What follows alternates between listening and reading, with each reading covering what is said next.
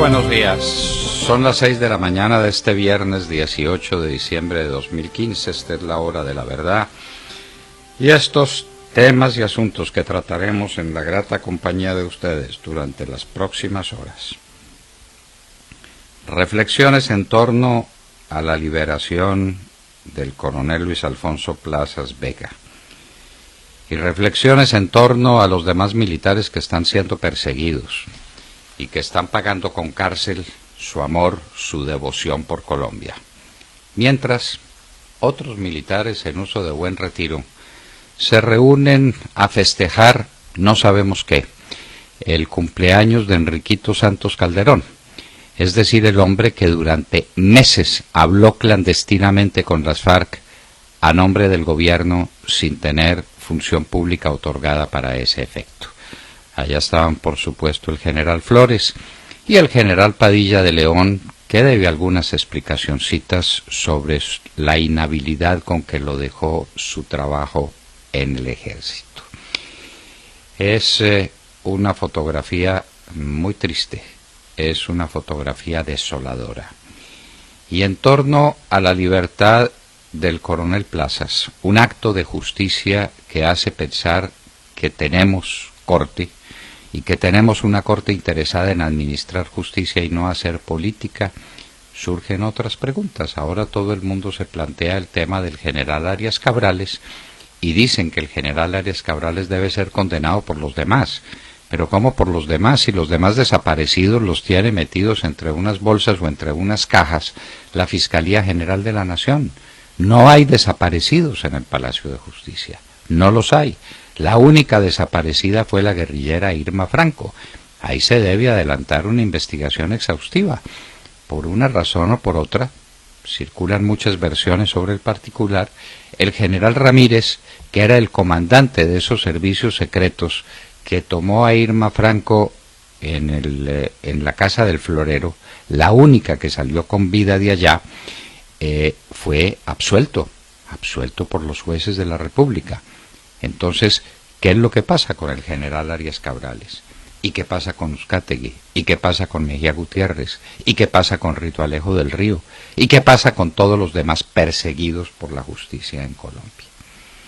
El plebiscito es intrínsecamente tramposo, lo dice el Centro Democrático.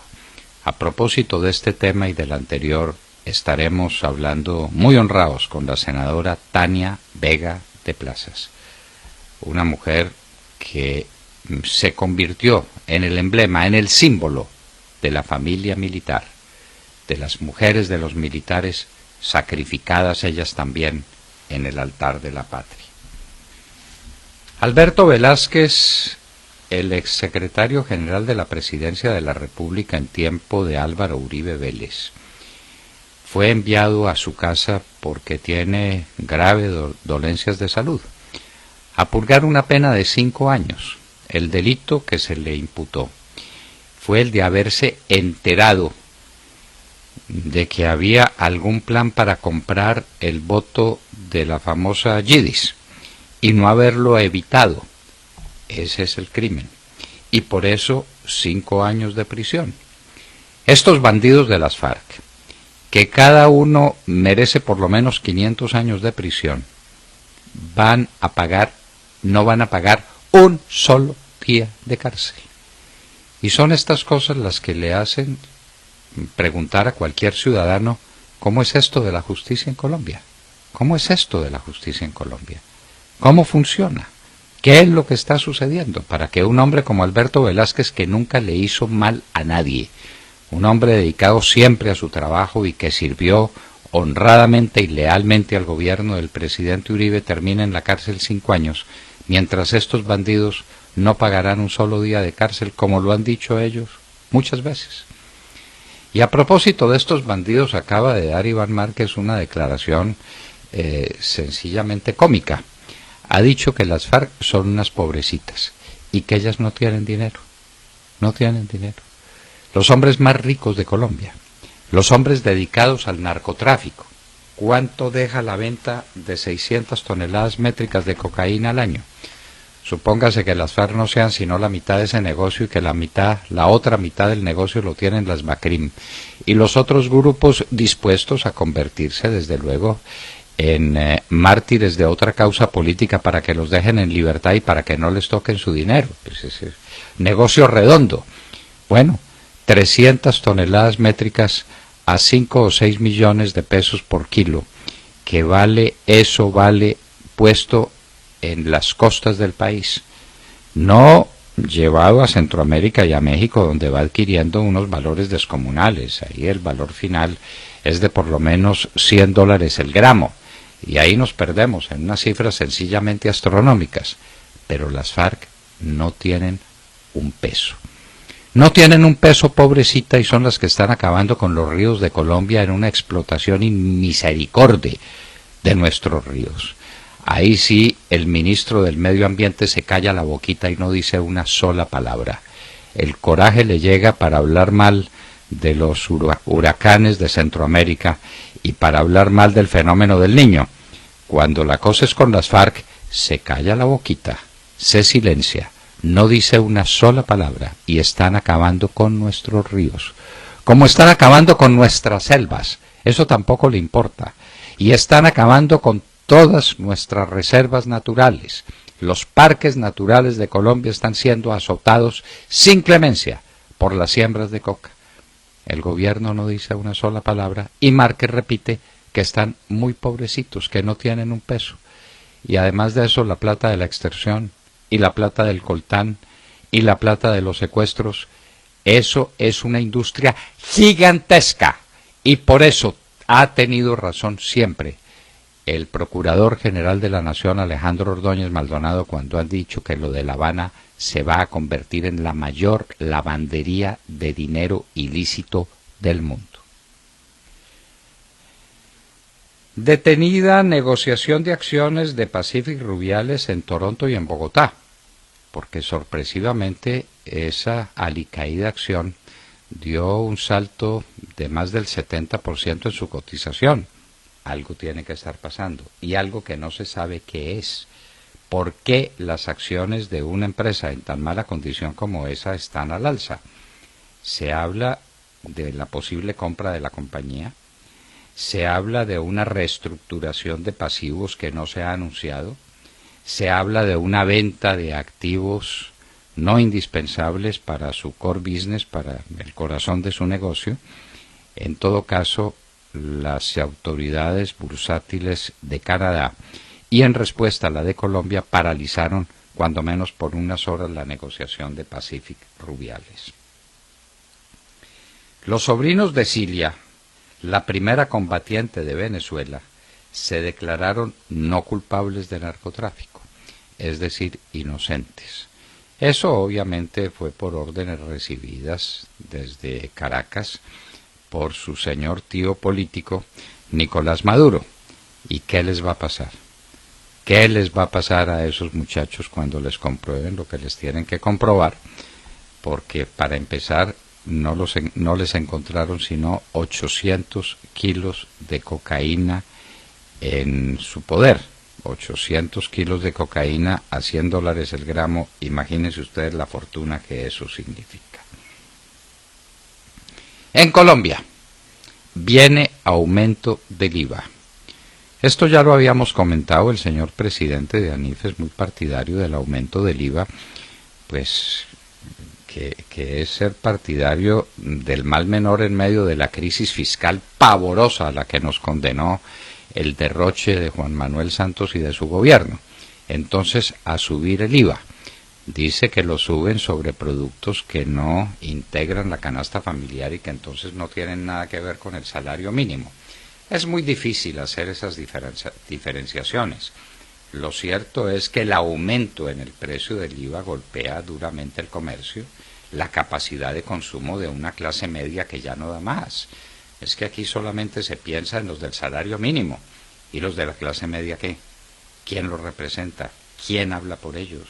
Una clase media cada vez más estrangulada, cada vez más dependiente de los bienes y de los servicios que se tasan en dólares, con un dólar escapado a 3.350 pesos. ¿Quién habla por la clase media en Colombia? Nadie.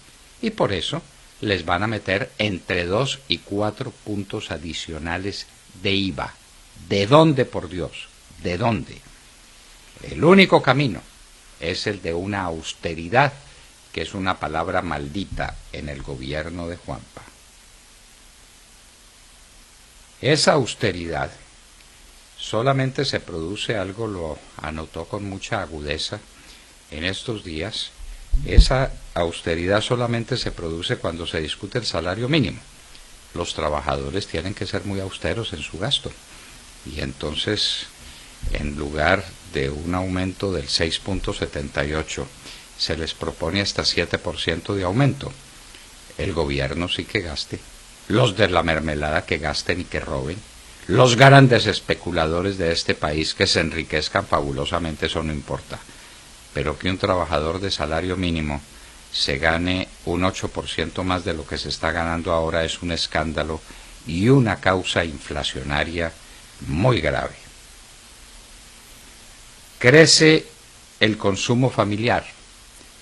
En principio uno diría qué maravilla que crezca el consumo familiar. ¿En qué crece el consumo familiar? ¿Crece en cantidades o crece en valores? Porque es que si crece en valores, tenemos que la inflación es muy alta, pero además, como parte del consumo familiar están los bienes importados o bienes fabricados con insumos importados, el peso de la devaluación es inmensa. ¿De qué estamos hablando cuando dice el DANE que crece el consumo familiar? Estamos hablando de pesos, entonces no estamos hablando de nada, no estamos hablando de nada. Uno entiende que crece el consumo familiar cuando la gente lleva más y mejor mercado a su casa, o le compra más zapatos a los niños, o tiene más gastos de diversión y de entretenimiento.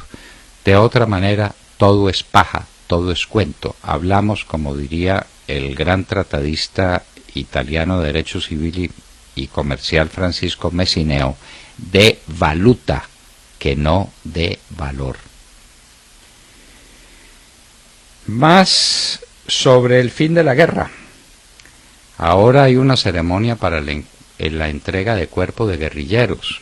¿Y cuándo va a ser la ceremonia para la entrega de los colombianos inocentes que fueron secuestrados por las FARC? Hay centenares de familias colombianas esperando que le den noticia de la suerte final de sus seres queridos. Y ni una palabra. Hoy hablaremos con el doctor Fernando Vargas Quemba, que preside una asociación, esta auténtica, de familiares víctimas de la guerrilla, para que hablemos del tema. Estamos en perfecto acuerdo que a las familias de los guerrilleros se les entreguen los restos de los guerrilleros. ¿Por qué no? Pues claro que sí, que se los entreguen. ¿Y los de los inocentes? ¿Dónde están esas entregas y cuándo se van a cumplir esos homenajes? ¿Quién nombrará a los magistrados del nuevo Poder Judicial? Aquí está metido Juanpa en una enredada. Pobrecito, él patina, él no sabe qué hacer. Nos recuerda, pues, aquel viejo dicho paisa de que la vaca, mientras más chapalea, más se atolla. Santos está en un atolladero con ese tema del tribunal, porque la pregunta que nos hacemos todos es quién va a nombrar el tribunal. Obviamente las FARC tienen la garantía de que les van a nombrar los magistrados que ellos quieren nombrar, no solamente para que les dé las gigantescas ventajas que están previstas en estos acuerdos con las FARC, donde los dejan en la impunidad absoluta y total y les permiten venir al Parlamento sin tocar aro, como decíamos cuando jugábamos básquetbol. No solamente eso, sino que van a juzgar a través de ese tribunal a todos los demás y van a juzgar al presidente Uribe. Ahí dijeron, y de la manera engañosa con que siempre utilizan, que los expresidentes de la República van a conservar su fuero. Claro, fuero especial para todos aquellos actos que se cumplieron mientras fueron presidentes. Y lo que pasó antes y lo que pasó después, al presidente Uribe le tienen una larga cuenta de cobro por sus actuaciones cuando fue gobernador de Antioquia. que liberó a ese departamento de la guerrilla, que lo puso por el sendero del progreso, que rescató a Antioquia de un abismo insondable. Entonces esa se la tienen guardada. Y el famoso fuero no cubre los actos anteriores al ejercicio de la presidencia de la República. Pero volvamos al tema. ¿Quién nombra a esos magistrados? Obviamente decimos que serán las FARC, así como las FARC están nombrando los miembros de la Comisión de la Verdad, otra Comisión de la Verdad que está pactada ahora en los nuevos acuerdos de La Habana. Lo mismo que esa comisión va a ser nombrado por el Tribunal de Justicia, el Tribunal de Justicia por los miembros de las FARC. Juanpa dice que no 1000 veces. Es que esos magistrados van a ser una maravilla de magistrados. Le van a dar confianza a todo el mundo. Hombre, Juanpa, pero díganos quién los va a nombrar. Ah, no, van a ser excelentes, van a ser maravillosos. Todo el mundo va a quedar contento. Juanpa, ¿quién los va a nombrar? No, ya dije que le darán garantías a todos. Hombre, Juanpa, diga quién los va a nombrar. No tiene respuesta a esa pregunta elemental porque no hay respuesta, porque la única respuesta real es que a los magistrados de esos tribunales los van a nombrar las FARC. Esa es la única respuesta real. O los amigos de las FARC, como el doctor Henao, el rector de la Universidad Externado de Colombia, o como Piedad Córdoba, o como todos los de allá. De manera pues que esos van a ser los magistrados. La donación de órganos. Esta es una iniciativa plausible en medio de tantas cosas que uno tiene que criticar, tiene buenas noticias. No hay derecho a que la gente se muera en Colombia por falta de órganos, cuando todos los días mandamos al cementerio para que los gusanos hagan su agosto con los órganos que pueden salvar otras vidas. No hay derecho, ese es un problema cultural. ¿Cómo se resuelve? No se ha podido resolver. A la gente no le gusta donar los órganos de sus seres queridos. Prefieren el fuego o prefieren los gusanos. Esa estupidez, ¿por qué? Pues no tiene respuesta. En buena hora, si uno no ha dicho expresamente que se niega a donar sus órganos, se entiende eso como una donación. Y eso me parece perfecto, No puede decir que alguien se muera por falta de un riñón, o de un pulmón, o de un corazón, cuando el pulmón, el riñón y el corazón están ahí disponibles.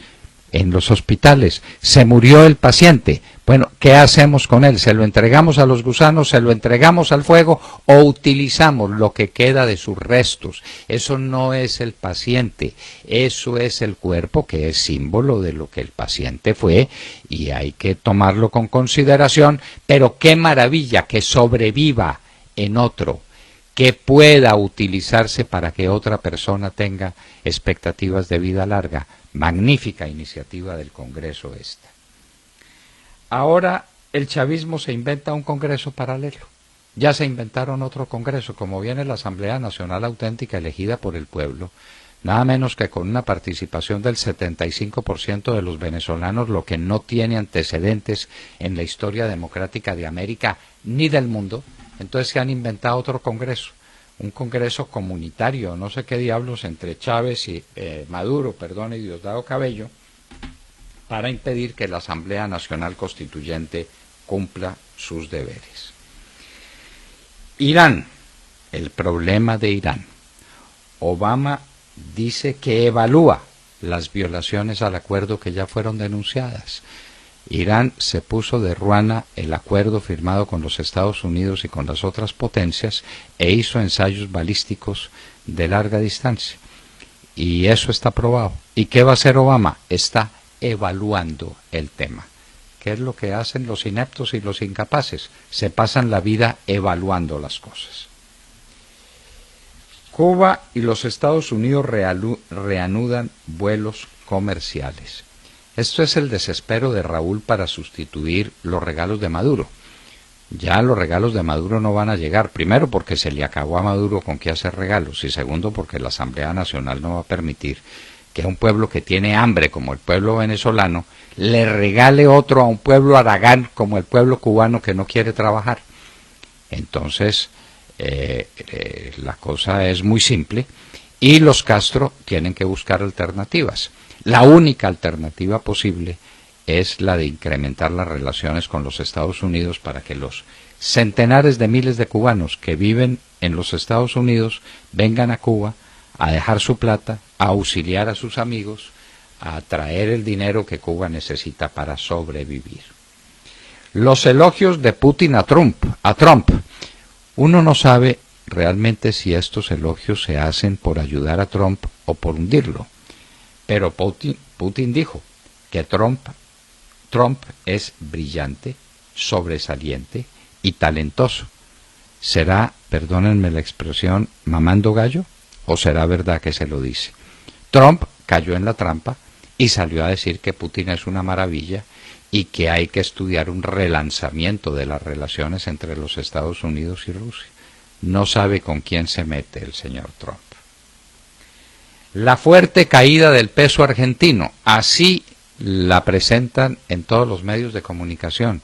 ¿Cayó realmente el peso argentino? ¿O se produjo lo que alguien le dio un calificativo muy importante a esa figura cuando había dos tipos de cambio? Eliminado el tipo de cambio preferencial, el que solamente se utiliza para repartirlo entre los amigos del régimen. Lo que queda es un solo tipo de cambio, y si a la gente el dólar le cuesta menos de lo que le costaba antes, el dólar no ha caído, sino que el dólar se ha revaluado. Ya veremos, nos lo contará Sergio Gel. Alerta roja por contaminación en Beijing. Es la segunda alerta roja en pocos días. China es el gran depredador del medio ambiente, como lo han sido todos los regímenes socialistas. De ahí porque uno tiene al menos que ponerse muy curioso de ver que los partidos verdes son todos comunistas, cuando los principales enemigos de todo lo verde son los países comunistas. Curioso, ¿no? Pero son esos contrasentidos de la política.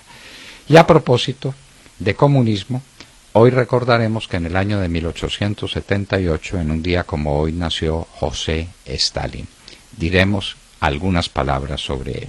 De todo esto y de mucho más hablaremos con ustedes en las próximas horas en La Hora de la Verdad. Muy buenos días a todos. Bueno, pues hablemos de las declaraciones del narcoguerrillero Iván Márquez, líder del equipo negociador de la guerrilla de las FARC en La Habana, en donde dice que no piensa reparar a sus víctimas porque no tienen dinero, que las FARC no tienen dinero. Esas declaraciones producen estupor, risa nerviosa e ira, ¿no?, entre muchos ciudadanos.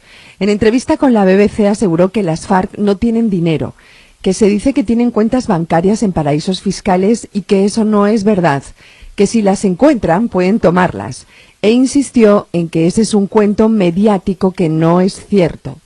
Este narcoguerrillero no solo no se ruborizó en absoluto, sino que hizo gala de la chulería más descarada y dijo que vayan y busquen a ver si encuentran, como si todos no supiéramos que son los grandes lavadores de dinero, con cantidades enormes, con grandes inversiones y cuentas a nombre de testaferros. Recordemos que no solo la prestigiosa publicación Forbes dijo que las FARC son el tercer grupo terrorista más rico del mundo, sino que desde el Centro de Seguridad y Drogas de la Universidad de los Andes se manejan cifras de participación de las FARC en el negocio de narcotráfico de entre el 4.5% y 7% del Producto Interior Bruto. Eso sin hablar de la lista Clinton también, en donde aparecen, entre otros, Rodrigo Granda Escobar, el canciller de las FARC, y otros muchos. Hay una lista interesante.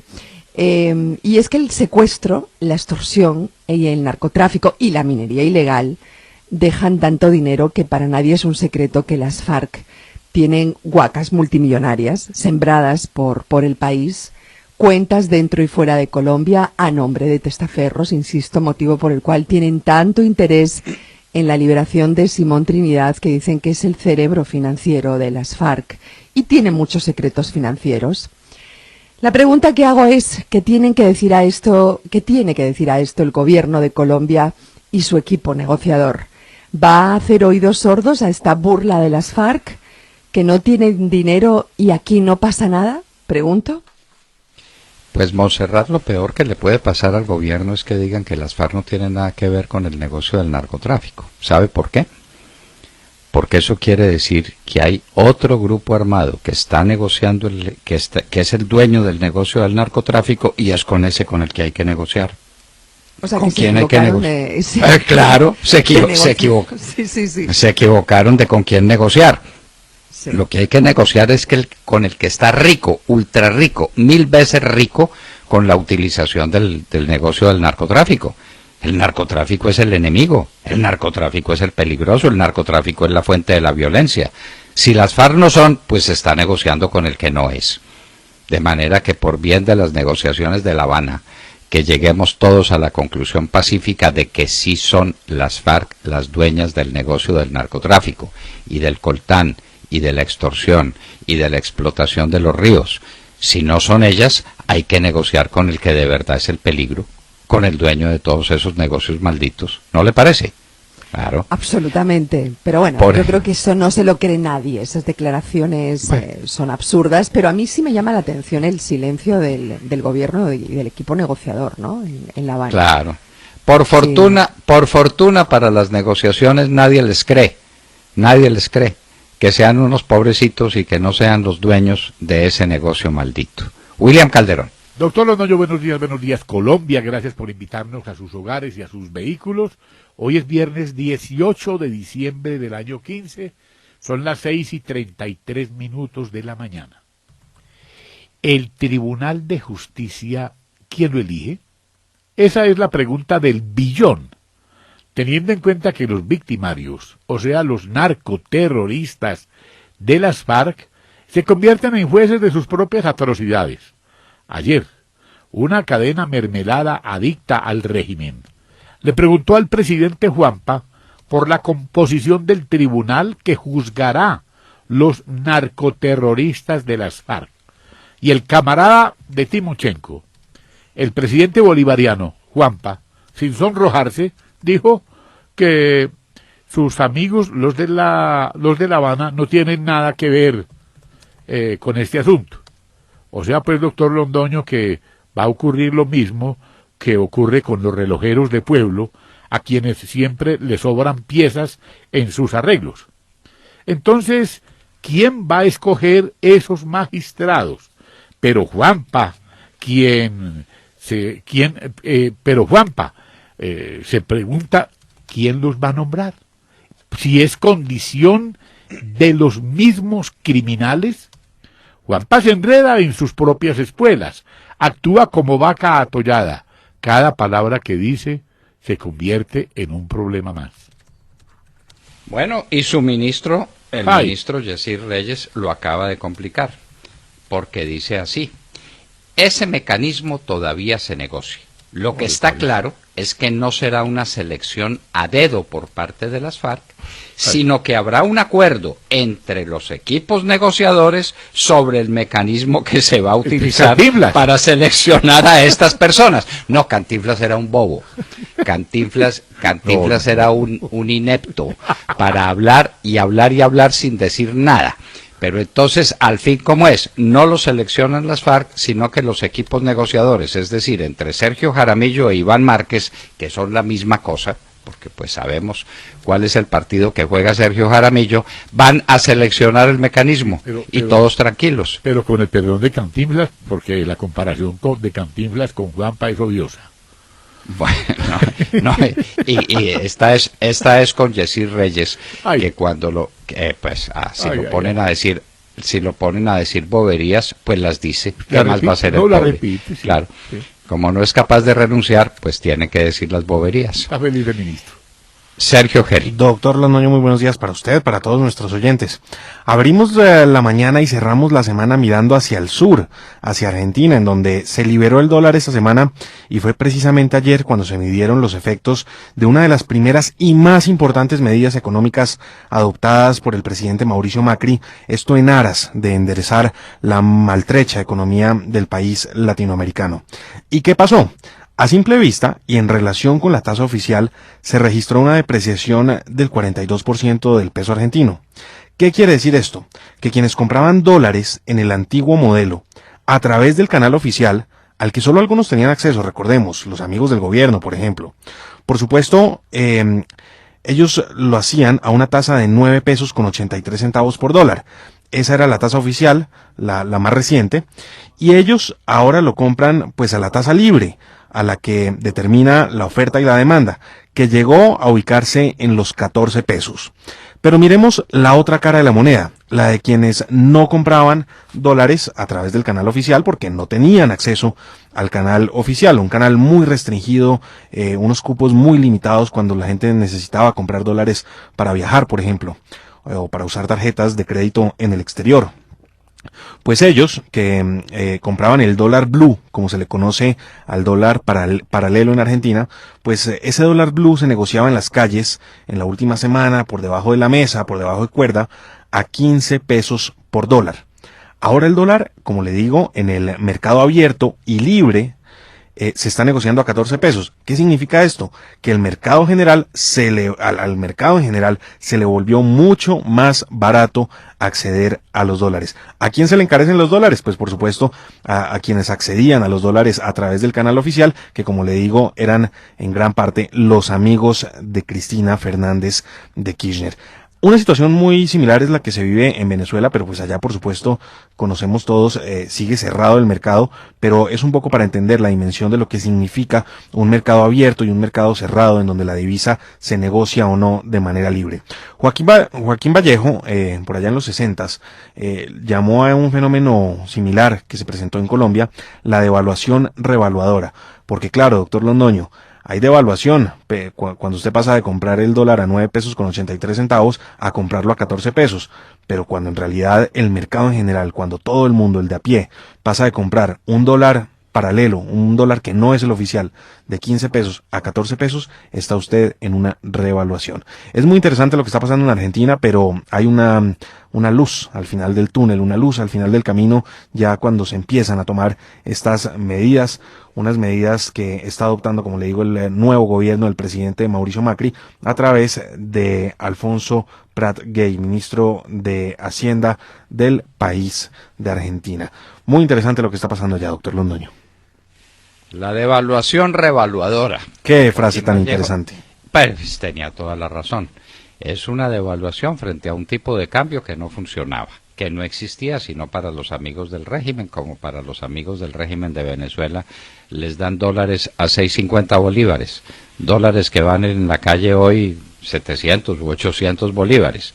Entonces, para esos se les devaluó el dólar.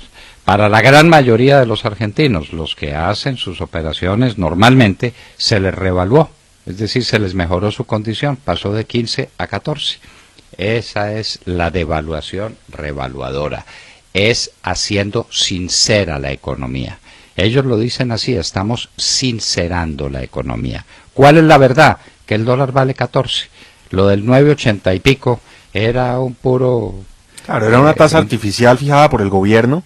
Un puro fantasma, que a esa tasa no se negociaban libremente dólares. A esa tasa se le otorgaban dólares a los privilegiados del régimen para que hicieran negocio.